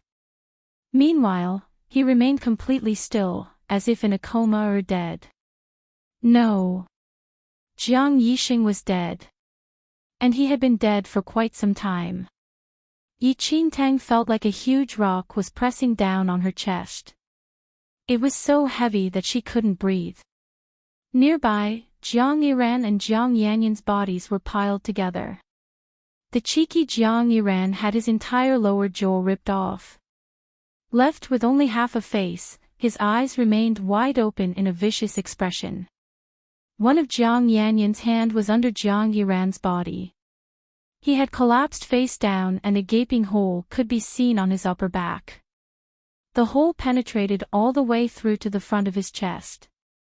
It looked like he was trying to lead Jiang Yiran away but failed to escape the nightmarish scene. What the hell happened? Yi Qingtang's eyes were filled with shock.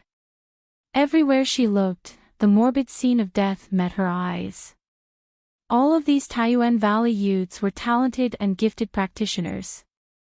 Especially Jiang Yanyan. His abilities were on par with the most powerful practitioners of his generation in Central Mainland. What kind of people could kill all of them in such a terrible manner? Even Jiang Yanyan didn't manage to escape. What happened here? How did all these people end up dead? Little White Tiger was also stunned by the scene. They had gone to the Immortal Footsteps mystic realm, only to return and find everyone in Taiyuan Valley dead. Yi Qingtang looked extremely grim. A startling thought suddenly entered her mind. Shiti, Xiaobai. Yi Qingtang didn't know who killed everyone here. She also didn't know if those people were still in Taiyuan Valley.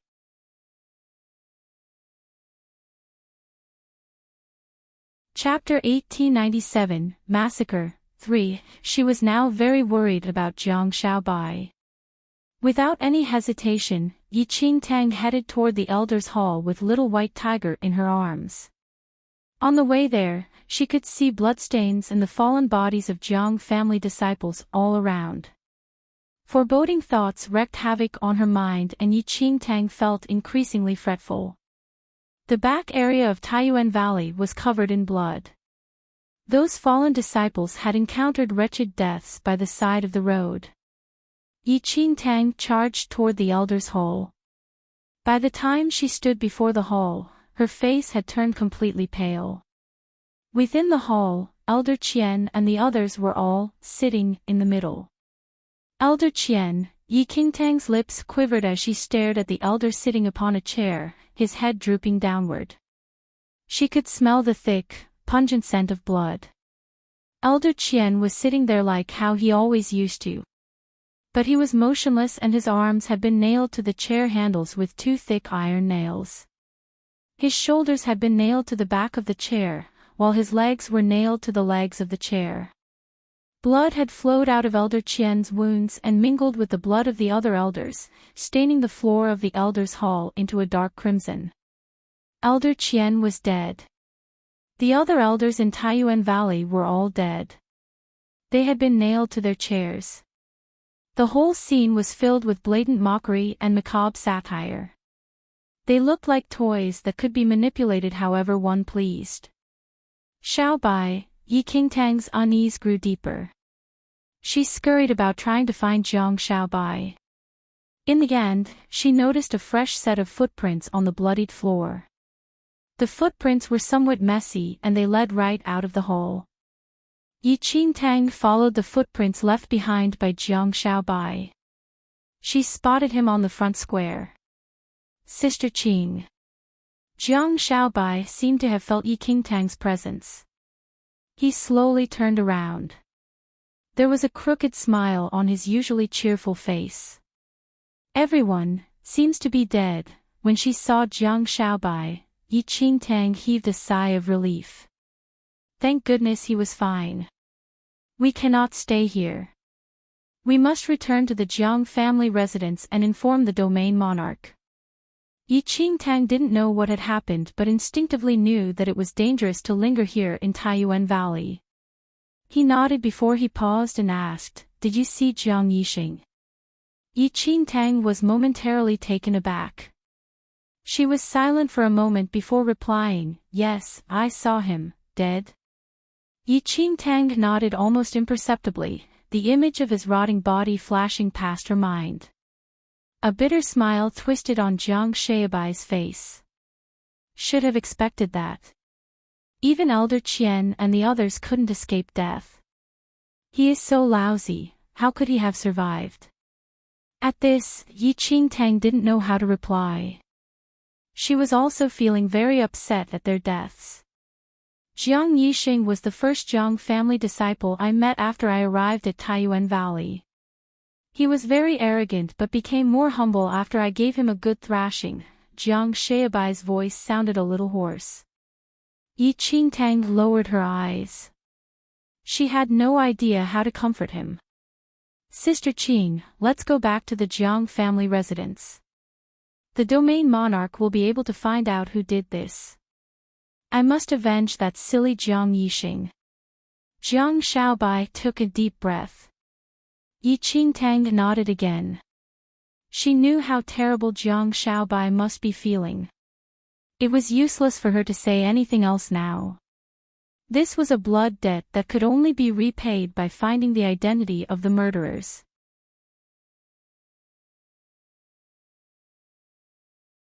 Chapter 1898, Massacre. 4. Enchanting and Jiang Xiaobai immediately headed to the Jiang family residence.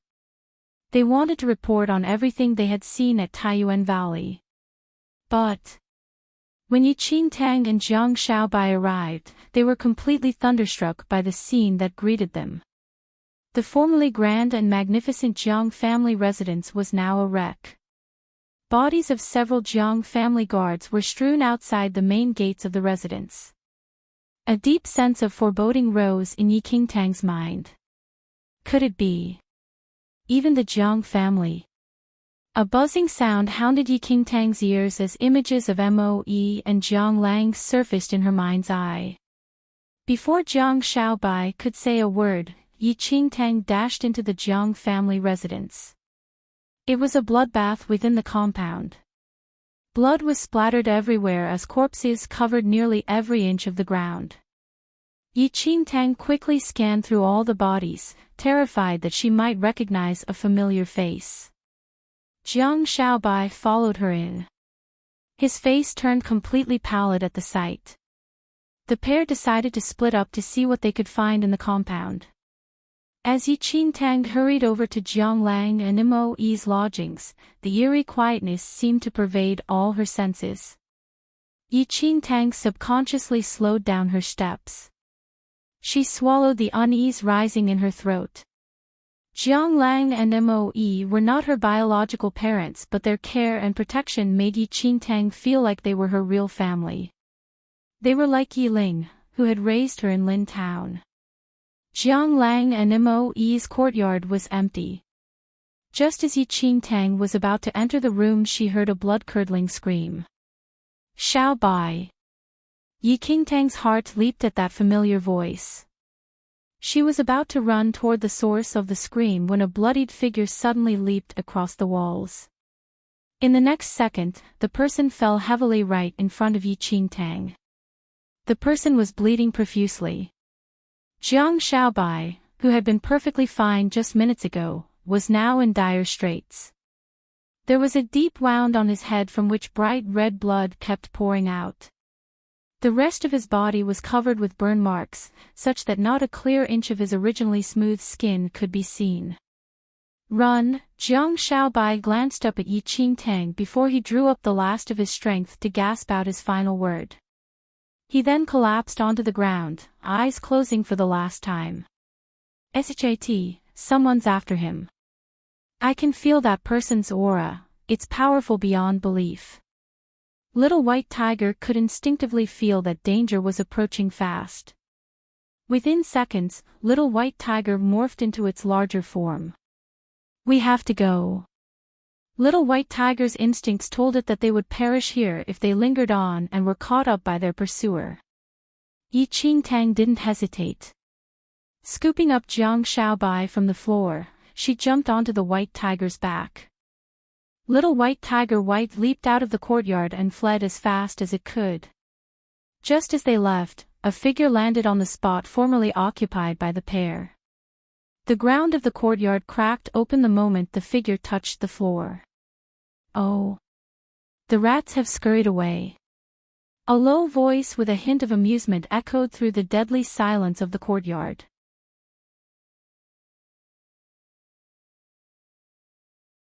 Chapter 1899, Massacre, 5. White Tiger sprinted forward with Yi Qingtang and Jiang Shaobai on its back. Blood continued to pour forth from Jiang Shaobai's wound while Yi Qingtang's heart pounded heavily. It was only after White Tiger confirmed that no one was pursuing them that Yi Qingtang finally told it to find a safe spot at the foot of the mountain to take a rest. Jiang Shaobai was gravely injured. He was unconscious and his entire body felt feverish to the touch. It was like a ball of fire that had been ignited in his body. Without leaving any for herself, Yi Qingtang administered all of her sacred healing elixirs to Jiang Shaobai. It was only then that his breathing finally became more steady. Yi Qingtang started to clean up his wound. She drew back in shock and nearly stopped breathing when she saw the deep gash and the shattered skull bone beneath. Jiang Shaobai's powers were a mystery to her. Yi Qingtang had never sparred with Jiang Shaobai before, but following her recent breakthrough, she could feel that Jiang Shaobai's powers were far beyond that of Jiang Yanyan's. In fact, he must have already attained the sixth heaven of the heavenly venerate realm. Also, he was powerful enough to stand shoulder to shoulder with Bailey Shi from the first martial arts championship. But she had just left Jiang Shaobai's side for a few minutes. How had someone already managed to cause such grievous injuries to him? It was strange. Yi Qingtang hadn't even heard the slightest hint of a skirmish. From that, it was clear that the fight was a one-sided battle, with Jiang Shaobai on the losing end. Someone formidable enough to completely overpower Jiang Shaobai, that person must be at least 2 levels higher than him. Yi Qingtang found the situation increasingly bizarre. Taiyuan Valley had been destroyed, the Jiang family residence was also desecrated. As much as Yi Qingtang wanted to get to the bottom of this, she was unable to return to the Jiang family residence to investigate the matter. That person was still at the Jiang family residence. Who the hell was that person? Unfortunately, only Jiang Shaobai would know. Yi Qingtang didn't dare to move Jiang Shaobai due to his serious injuries. She had no choice but to lay low with him for the moment so that he could recuperate. Now they could no longer return to the Jiang family residence, even though Yi Qingtang desperately wished to know whether Jiang Lang and his wife Jiang Sun were safe. As for the identity of that person, they had no choice but to wait until Jiang Shaobai regained consciousness. Yi Qingtang decided to let Little White Tiger stand guard in case the person secretly caught up with them. Meanwhile, she would concentrate on taking care of Jiang Shaobai. Jiang Shaobai slept for 7 consecutive days. On the 8th day, Jiang Shaobai uttered a low groan. Yi Qingtang immediately turned toward him. Shaobai. Jiang Shaobai slowly opened his eyes. His pale face was dazed as he stared at Yi Qingtang with his head slightly tilted. Xiaobai, how are you feeling? Jiang Xiaobai didn't reply but just continued staring at Yi Qingtang. There was no expression on his face and his calmness disturbed Yi Qingtang. Xiaobai. Yi Qingtang repeated. Suddenly Jiang Xiaobai blinked, then he opened his mouth. Xiaobai. Yi Qingtang was stunned. A shocking thought popped into her mind as she glanced hesitantly at the youth. Jiang Xiaobai. Jiang Xiaobai, he repeated dully. Yi Qingtang was completely thunderstruck. She stared into Jiang Xiaobai's empty eyes. That intelligent and impish face was now as simple and befuddled as a child's. He, Xiaobai. Jiang Xiaobai suddenly giggled as he looked at Yi Qingtang's stiff expression. He repeated his name and lifted his injured hand to touch Yi Qingtang's face.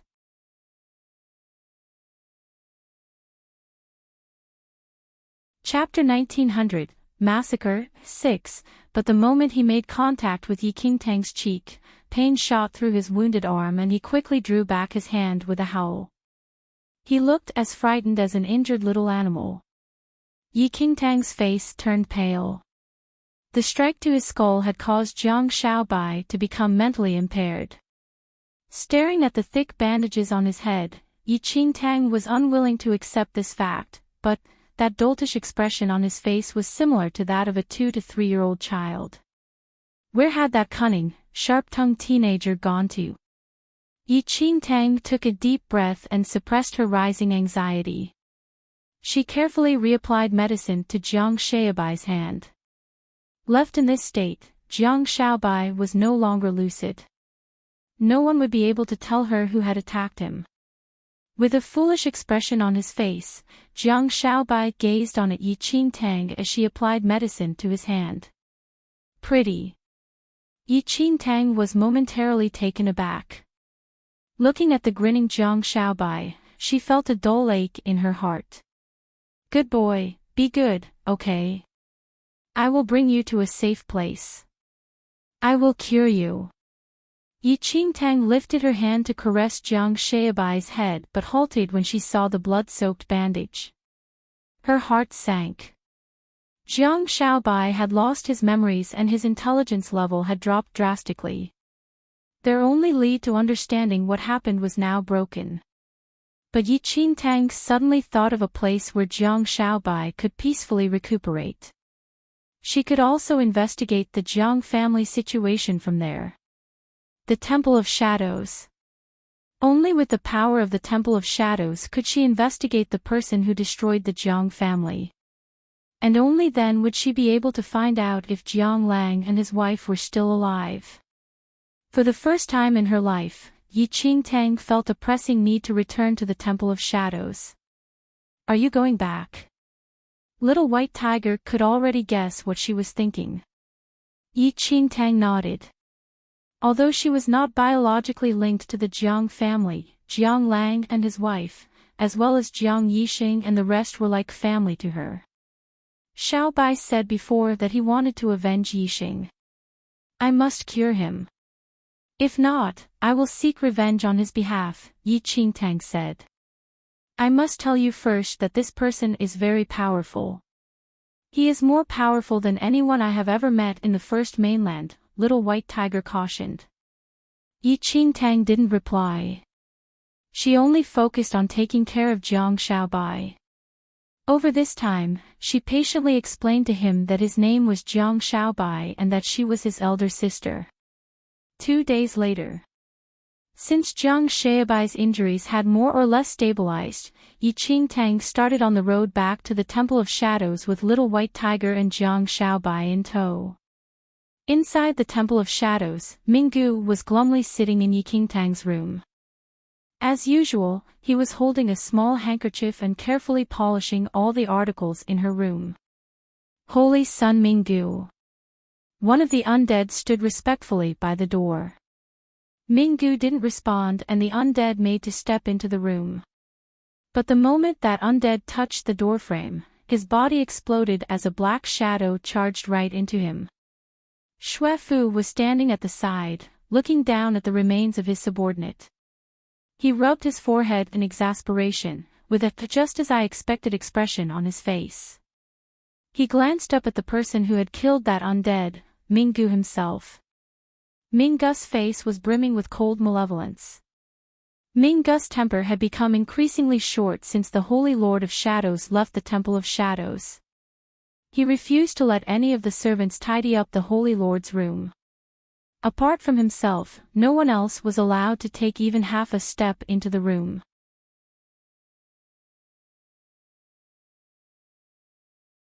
Chapter 1901, Temple of Shadows, 1, Holy Sun Minggu, Holy Sun Mingwang is asking for you. Xue Fu cleared his throat quietly before speaking out from outside the door. But Minggu seemed oblivious to Xue Fu's voice. He continued to concentrate on polishing the article in his hand. Xue Fu spoke up another 2 times but failed to get a response from Minggu. He sighed in frustration and had no choice but to turn back. My humble greetings, Holy Sun Mingwang. Holy Sun Minggu is, Xue Fu stood respectfully before Mingwang.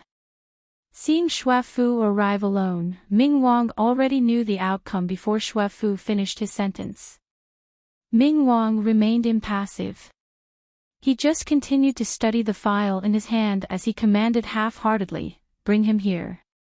Xue Fu didn't know whether to laugh or cry. Bring him here. He could only dream of doing that. Minggu was so obsessed now that he didn't even care about his own family anymore. He would probably go into a frenzied killing spree if they tried to force him to come. Holy Sun Mingwang, why don't you go to visit Holy Sun Minggu? Xue Fu suggested. They were twins, but the relationship between Mingwang and Minggu was extremely strained now. It was all because Mingwang disregarded Minggu's wishes and locked him up, not allowing him to stop the Holy Lord from leaving. From then on, Minggu was no longer willing to see Mingwang. The rift between the 2 holy sons was a bane to those unfortunate undead in the Temple of Shadows. They were tense with fear whenever they had to face the unstable Minggu, fearful of accidentally triggering him and dying a horrible death. Mingwang looked up and fixed his black eyes impassively on Xue Fu. Xue Fu gave a bitter smile. Holy Lord Minggu misses the Holy Lord. Although you instructed us not to interfere with the Holy Lord's matters, Holy Sun Minggu cannot go on like this. I wonder if we can try and locate the Holy Lord's whereabouts. Even just the knowledge of the Holy Lord's location might calm him down. Minggu was worried that the Holy Lord of Shadows was repeating a previous departure. The first time this happened, the Holy Lord left without a word and was gone for 10,000 years. No. Mingwang was quick to object. With an inward sigh, Xue Fu glanced at the impassive Mingwang and he couldn't help grumbling quietly on the inside. You say that, but it's clear you don't mean it.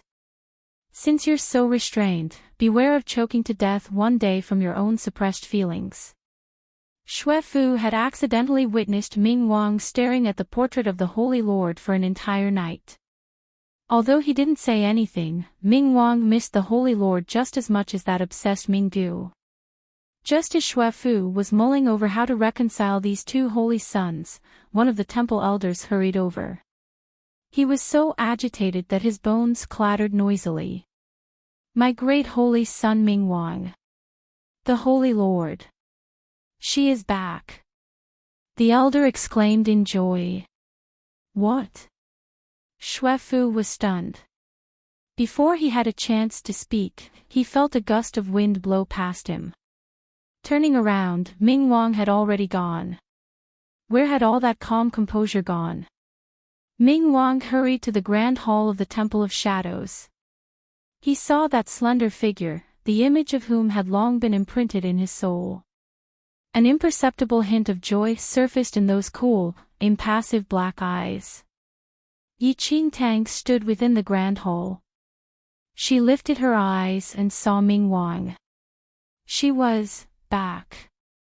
Enchanting gave an inward sigh of helplessness. She never imagined that she would ever return to the Temple of Shadows of her own free will. But since she decided to come back, there was nothing she could complain about. As she gazed at Ming Wang, her lips curved upwards into a familiar smile. "Miss me? You're tuning into the LoveLore Library YouTube channel. We're so grateful for your support, and don't forget to subscribe to join us on this incredible journey through captivating stories. Your generosity through donations truly makes a world of difference, as it's the primary source of revenue that allows me to expand and enhance this channel for you.